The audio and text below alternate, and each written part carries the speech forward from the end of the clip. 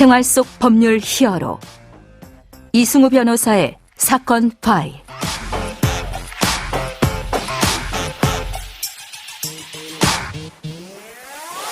사건 파일 청취자 여러분 안녕하십니까.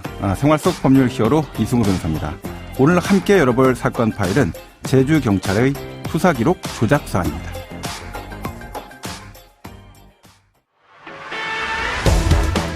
제주의 한 경찰관이 수사기록을 장기간 조작했다가 적발된 사실이 뒤늦게 확인됐습니다.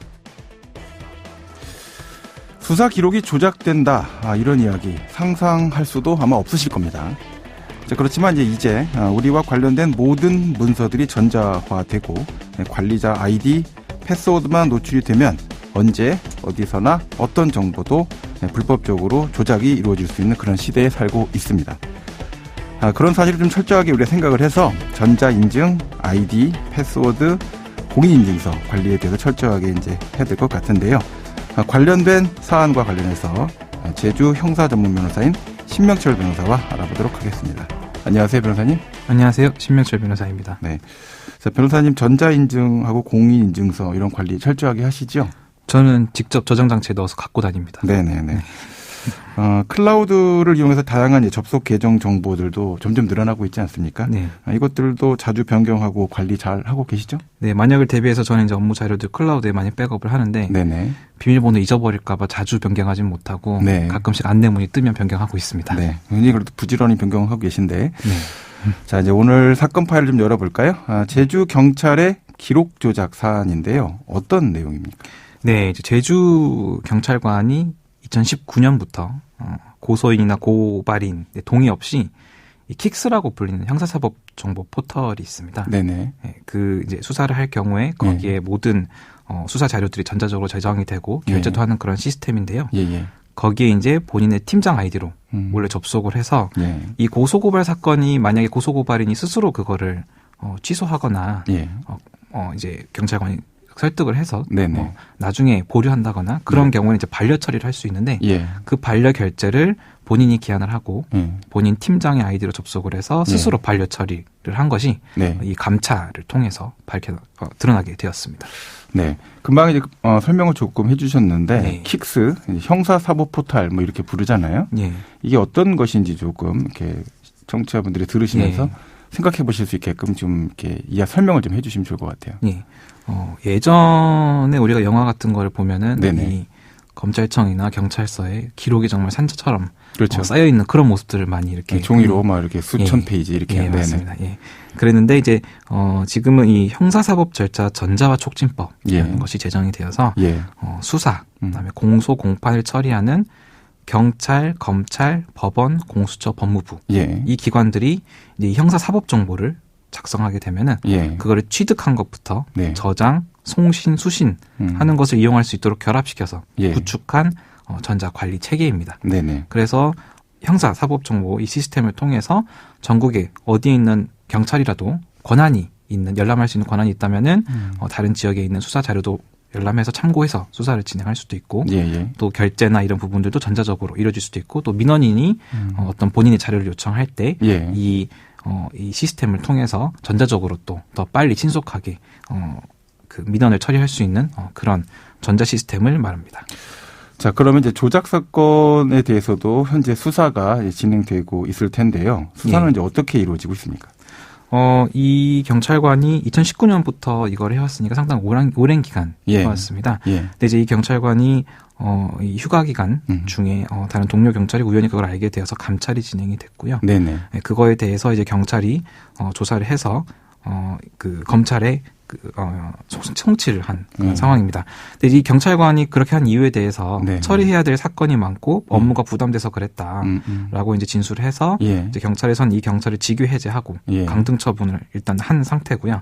이 제주지검은 이 경찰관을 직무유기와 이 아까 말씀드린 형사사법 절차 전자화 촉진법에서 이 기록을 위작하거나 변작 또는 말소한 경우에는 처벌하도록 되어 있습니다. 그래서 이 법을 위반한 혐의로 기소한 상태에 있습니다. 자, 이 경찰관에 대해서는 어느 정도의 처벌이 나올 것으로 예상이 됩니까? 이 경찰관이 이제 이 기록을 조작해가지고 반려한 이 사건이 한 10건 정도 되는데요. 그거를 재수사 한 결과 6천만 원 상당의 공사대금 사기 사건 등의 7건이 사실 혐의가 인정된 사건이었습니다. 예. 그러니까 묻힐 뻔한 사건이었던 거죠. 예. 이렇게 이제 다수의 피해자들이 구제받지 못할 위험에 있었고, 그래서 이제 이 경찰관이 사실은 이 사건 외에도 다른 제주 경찰서에서 유사한 사건이 있었습니다. 그래서 그 사건을 통해서 저희가 좀 예상을 해볼 수 있는데요.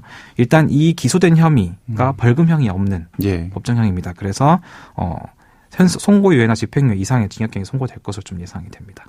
지금 이제 보면 송치가 된다라는 얘기가 죄가 있다라는 거잖아요. 예. 그러니까 죄가 있는 사건은 7건 정도를 반려 처분하는 걸로 결재 처리했다 이런 얘기신 거죠? 총 10건 중에서 재수사한 결과 7건이 사실은 송치되어야 하는 그러한 사건이었던 겁니다. 그 사안 관련해서는 여러 가지로 뇌물 사안 같은 것들도 추가적으로 수사가 필요할 것 같다 생각도 좀 드는데요. 왜냐하면 이게 결국은 송치될 만한 사건이라고 한다면 그 자체로서 반려되기 어려운 사건들일 가능성이 높지 않겠습니까?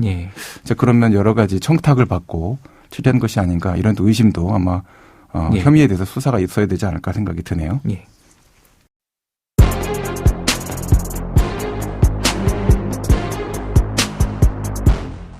자, 이제 앞서 말씀해 주신 내용처럼 7건이나 되는 유죄 혐의가 있는 사안에 대해서 반려 처리가 돼서 조작돼서 사라질 뻔했다. 그리고 과거에도 비슷한 사건이 제주에서 있었다. 이렇게 말씀하셨거든요. 과거에 있었던 사건은 어떤 사건이었습니까? 이 제주 관내경찰서에 교통사고 조사팀이 있었습니다. 네네. 이 교통사고 조사팀 경찰이 교통사고 사건을 배당받아서 처리를 하는데 이제 만약에 교통사고로 피해자한테 이 상해나 이제 신체를 다치게 되면 그거를 이제 우리가 소위 말하는 인피라고 하잖아요. 대인사고 피해라고 하는데 이 인피 사건은 일단 조사를 하려면 가해자랑 피해자도 구분을 해야 되고 원인 규명도 하고 탑승자, 동승자, 또 사고 현장 약도, 뭐 실황 조사서, 관련자 조사 이런 사건 기록을 또 조제를 해야 됩니다. 그렇습니다. 그래서 절차가 아주 복잡하고 또 수사심의관 심사도 받고 송치 불송치 결재를 받아야 하는 절차가 복잡한데 만약에 단순 우리가 물피라고 하는데 이제 물건이나 이런 대물 사고 피해가 발생됐을 때는 그냥 이 교통경찰 업무 관리 시스템에 전산 정보를 입력하고 결재권자의 결재를 받으면 그냥 종결 처리가 될 수 있게 됩니다.